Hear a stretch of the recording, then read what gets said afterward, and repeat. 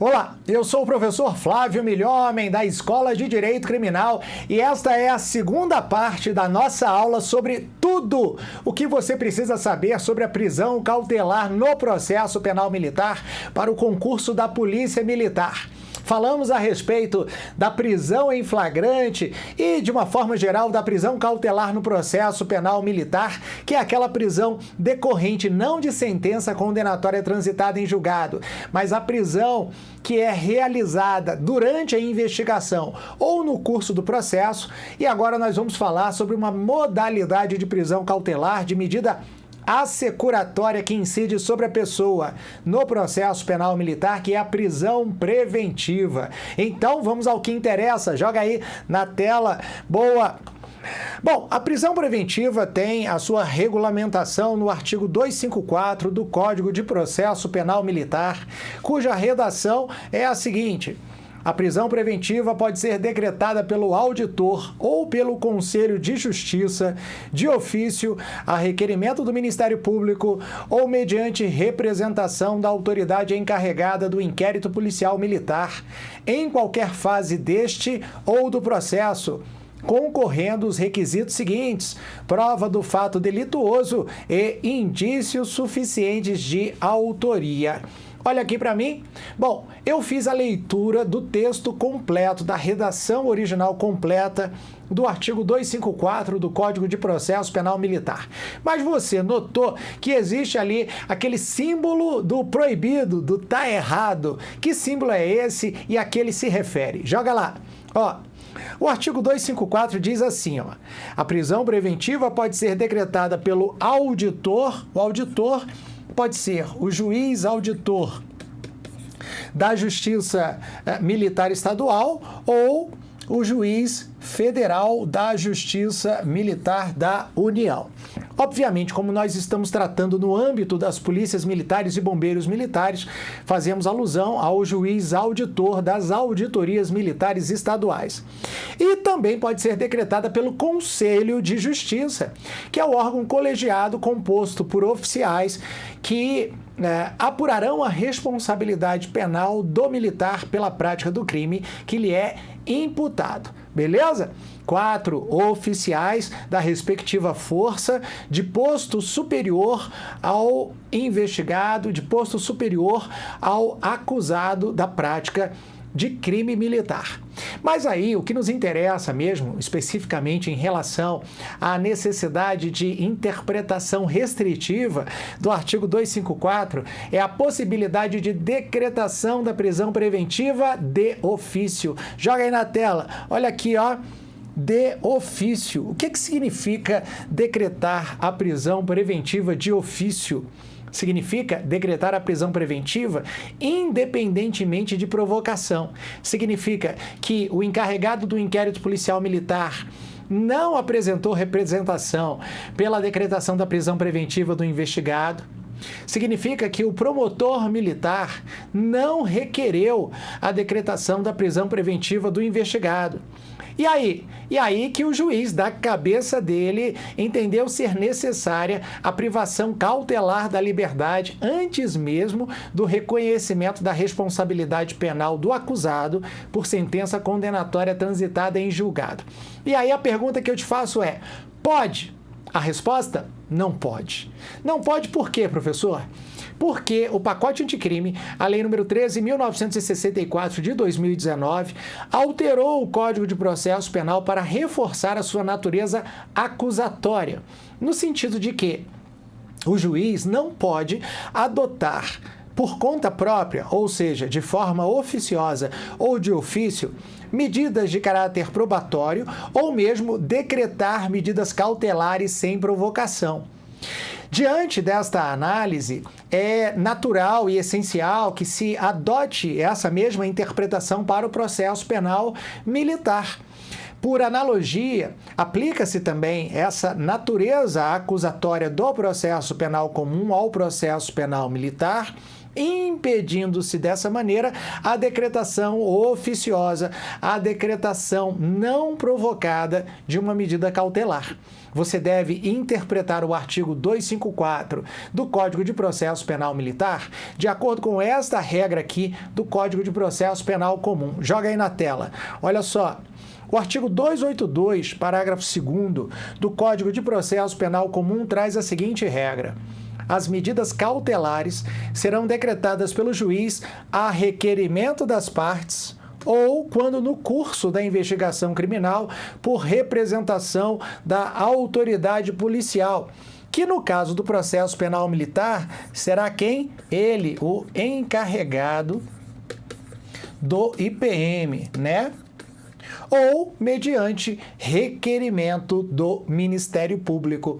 Essa interpretação decorrente da redação do artigo 282, parágrafo 2º do Código de Processo Penal, condiciona, portanto, a decretação da prisão preventiva no processo penal militar à provocação do interessado, seja ele o encarregado do IPM, seja ele o membro do Ministério Público Militar, do Ministério Público Estadual que atua perante a auditoria militar.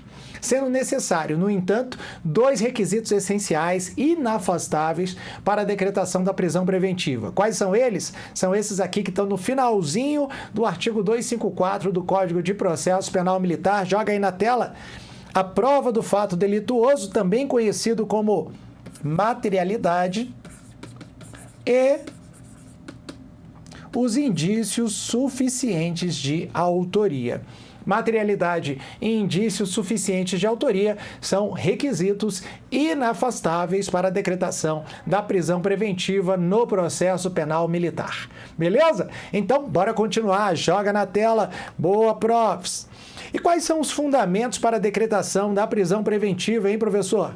O artigo 255 do Código de Processo Penal Militar traz a seguinte redação: a prisão preventiva, além dos requisitos do artigo anterior, ou seja, materialidade comprovada e indícios de autoria, deverá fundar-se em um dos seguintes casos. Vem comigo.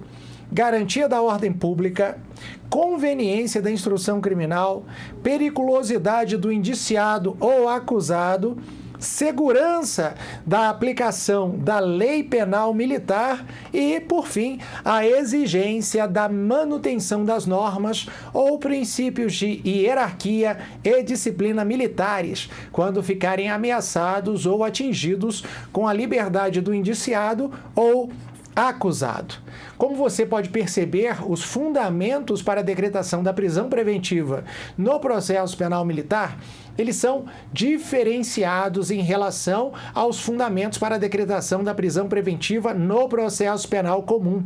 São dois elementos a mais, 3 comuns e 2 a mais. Quais são eles? Joga aí na tela. Ó, a periculosidade do indiciado ou acusado, que expressamente encontra previsão na linha C do artigo 255 do Código de Processo Penal Militar, e a exigência da manutenção das normas ou princípios de hierarquia e disciplina militares. Você já sabe, está cansado de saber, e nós vamos continuar frisando para que você não se esqueça: hierarquia e disciplina são princípios basilares na atividade militar e no processo penal militar também, figurando, portanto, como um dos fundamentos que legitimam a decretação da prisão preventiva no curso da ação penal para a apuração da responsabilidade penal do militar. Tá bom? Joga na tela, vai lá.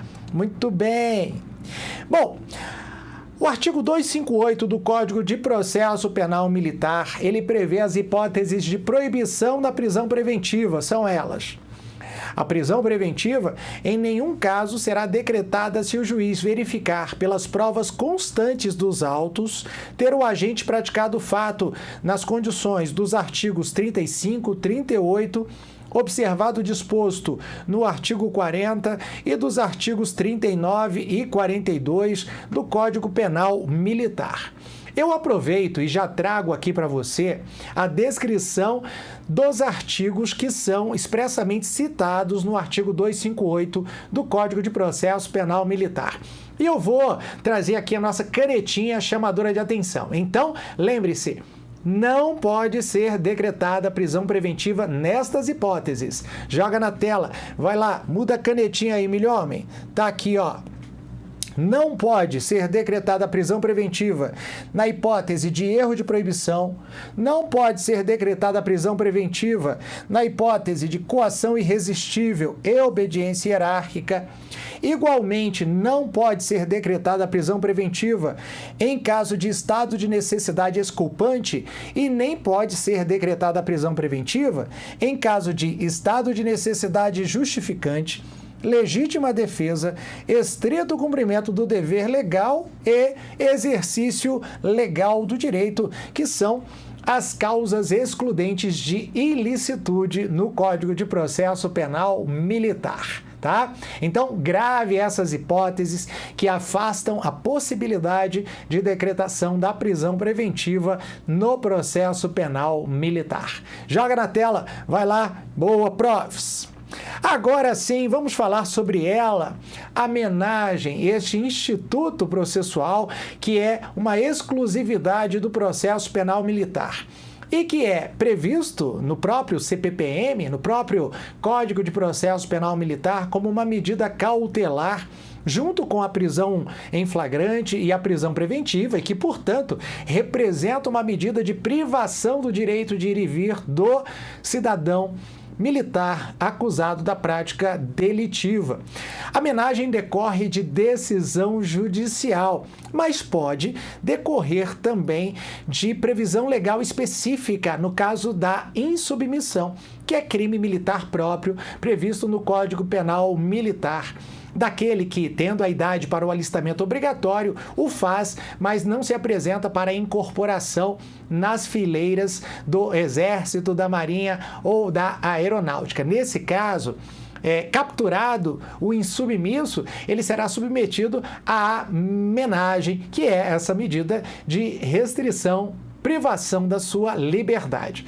Mas a menagem pode ser classificada doutrinariamente em menagem prisão e menagem liberdade, razão pela qual certos autores na doutrina preveem e equiparam a menagem a uma modalidade especial de liberdade provisória. Nós vamos ver a regulamentação da menagem no Código de Processo Penal Militar, que é também citada como uma homenagem a determinados militares que, embora tenham sejam suspeitos da prática criminosa, são militares de conduta ilibada ao longo do seu serviço e que, portanto, não apresentam a necessidade da sua privação de liberdade. Joga aí na tela, vai lá.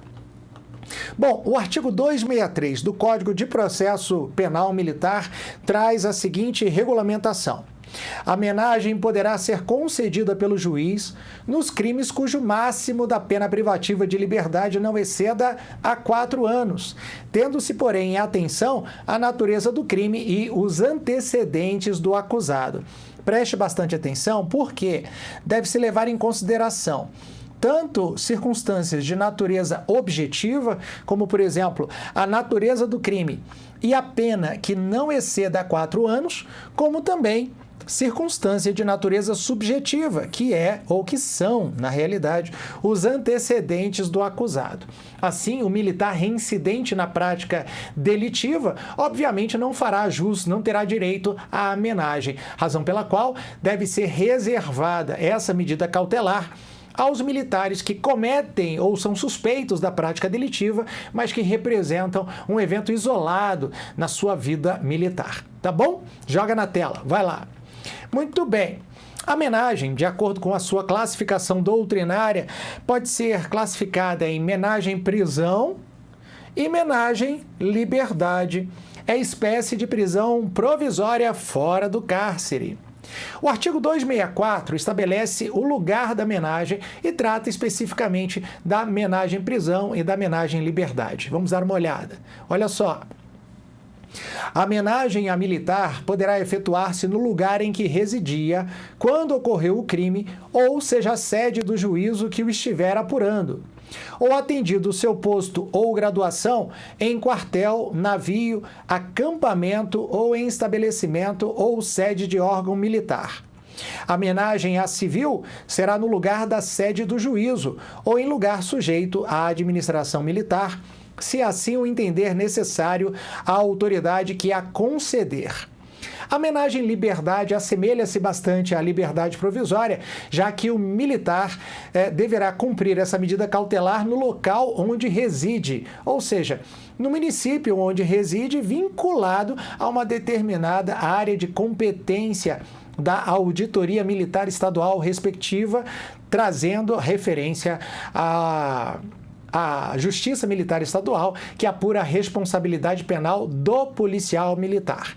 Quando se fala em homenagem a civil, obviamente, nós estamos reservando essa medida cautelar para a Justiça Militar da União, porque somente a Justiça Militar da União tem competência para apurar a responsabilidade penal de civil pela prática de crime militar, o que não acontece na Justiça Militar Estadual. Então, na Justiça Militar Estadual, somente se aplica a homenagem ao militar. Eventualmente, no entanto, em face da necessidade da medida, a homenagem poderá ser cumprida no interior do estabelecimento militar, da unidade militar. Em outras palavras, o militar não ficará preso, ele poderá circular dentro da unidade militar, não afastará a obrigação dele cumprir com os deveres inerentes à sua graduação ou posto, mas ele não poderá sair da unidade militar. Ele, durante o dia, estará na unidade militar e na sua hora de repouso, quando não estiver em serviço à noite, também cumprirá a homenagem na unidade militar. Essa é a natureza da homenagem prisão. A homenagem liberdade, ele vai cumprir essa homenagem no município em que reside, tá bom? É a regra constante do artigo 264. Lembrando que a homenagem é aplicada levando-se em consideração circunstâncias de natureza objetiva e subjetiva para os crimes cuja pena não exceda a 4 anos de pena privativa de liberdade. Beleza? Joga aí na tela. Muito bem. A cassação da homenagem. O artigo 265 fala da hipótese de cassação, de revogação da homenagem. Será cassada a homenagem àquele que se retirar do lugar para o qual foi ela concedida ou faltar sem causa justificada a qualquer ato judicial para que tenha sido intimado ou a que deva comparecer independentemente de intimação especial. Ou seja, para a concessão da homenagem, o militar assume determinadas obrigações, obrigação de comparecimento sempre que for notificado, obrigação de não se afastar do município onde reside, na hipótese da homenagem liberdade, sem prévia autorização do juízo, a obrigação de não ausentar-se da unidade militar, na hipótese de homenagem prisão. Se ele viola essas obrigações, o efeito é a cassação da homenagem e, portanto, a substituição por outra medida cautelar mais gravosa, que no caso é a prisão preventiva. Tá bom? Joga aí, vambora. Muito bem. E o encerramento da homenagem se dá quando, hein, professor? A homenagem, ela cessa com a sentença condenatória, ainda que não tenha passado em julgado. Eu quero que você preste bastante atenção nesta determinação previsão legal que estabelece que a cessação da homenagem se dá com a sentença condenatória. Não há a possibilidade de um militar condenado continuar em homenagem, tá? Ou a ele é aplicada a pena privativa de liberdade com o seu recolhimento ao presídio militar, ou a ele concede-se a possibilidade da suspensão condicional da pena, onde ele deverá cumprir determinadas condições, mas não será recolhido ao estabelecimento prisional, mas ele não poderá continuar sob os efeitos da homenagem, ainda que essa sentença não tenha transitado em julgado, ou seja, ainda que caibam recursos da sentença condenatória. Tá bom? Beleza? É isso. Joga aí na tela. E a proibição ao reincidente. A menagem não é para todo mundo. Olha o que diz o artigo 269. Ao reincidente não se considerará menagem.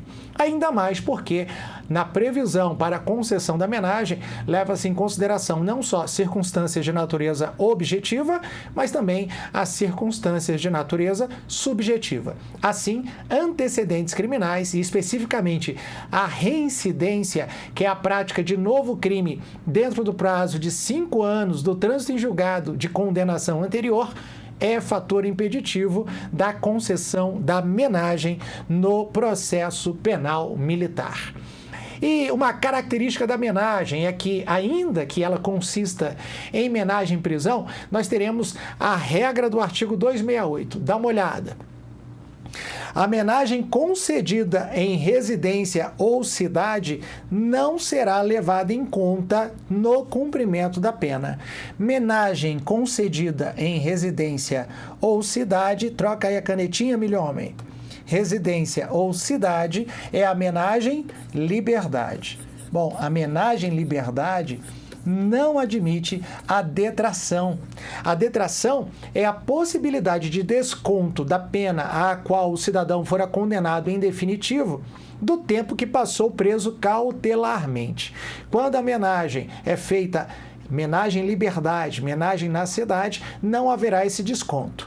A interpretação, portanto, é que somente cabe detração ou desconto da medida cautelar do tempo cumprido em medida cautelar quando o militar é submetido à menagem prisão. Tá bom? Beleza?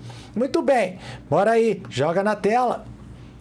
Meu amigo, minha amiga, eu espero que você tenha aproveitado essa análise das prisões cautelares no processo penal militar, tudo o que você precisa saber a respeito das prisões cautelares no processo penal militar para sua prova para a Polícia Militar, seja para soldado, seja para aspirante a oficial da Polícia Militar. Se você tem alguma dúvida, tá aí na sua telinha, joga aí o canal de comunicação direto com a Escola de Direito Criminal. É o Zap da Escola de Direito Criminal. Manda uma mensagem, tá em dúvida? Entre em contato no direct das redes sociais, no @Escola de Direito Criminal.